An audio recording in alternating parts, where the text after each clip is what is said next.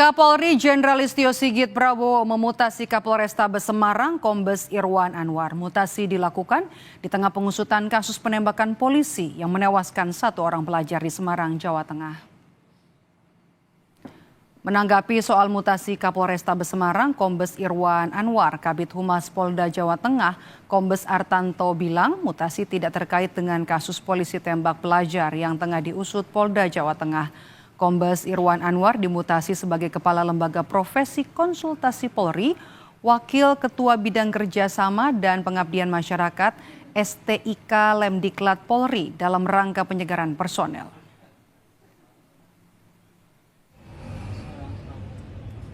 Sudah keluar surat telegram dari Bapak Kapolri bahwa setelah Polda Jawa Tengah beserta jajarannya ada pergantian atau mutasi jabatan. Semua total ada 36, baik pejabat dari Polda maupun pejabat dari Polres. Dalam waktu dekat, tugas dari Bapak Kapolda adalah melaksanakan sertijab dalam rangka pergantian atau jabatan organisasi. 36 cukup banyak ya, kalau saya hafal satu persatu. Ya, Pak Kapolres mutasi kemana? Kalau Kapolrestabes pindah ke Lemdikpol. Itu ibarat dari kasus ini atau gimana Pak? Tidak, rotasi ini adalah penyegaran.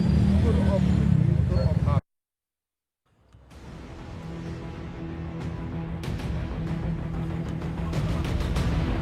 Rekonstruksi kasus penembakan yang dilakukan oleh Aibda Robik Zainuddin yang menewaskan Gama Rizkinata Oktavandi dan melukai 2 pelajar SMKN 4 Semarang, Jawa Tengah diwarnai perbedaan keterangan antara tersangka Robik dengan para saksi dan korban.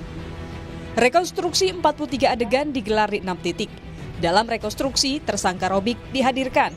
Total 11 saksi, 2 diantaranya merupakan korban luka juga dihadirkan. Adapun Gama dan 1 saksi lain digantikan oleh pemeran pengganti dari kepolisian. Ayah Gama yang turut menyaksikan jalannya rekonstruksi menilai ada kejanggalan lantaran perbedaan keterangan saksi dan tersangka Robik.